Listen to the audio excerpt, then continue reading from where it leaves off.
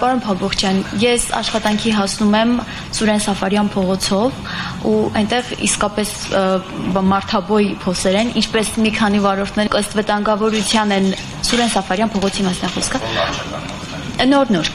Նոր-նորքի դիք կոչվող հատվածը, այդպես ասեմ,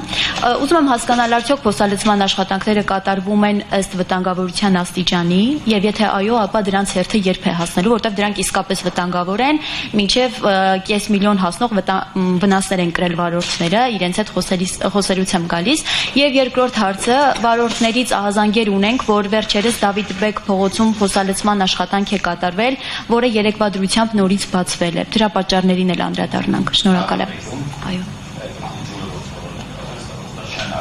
Եթե Դավիթ Բեկի մի հատ հատված կա, որտեղ որ մենք չենք իրականացնել, այդ ջուր է թողնում, այդ մի մասը չենք իրականացրել, կարող է տպավորություն ա եղել, որ ամբողջ փողոցը, ամբողջությամբ չէ, բնականաբար հատվածային փոսերը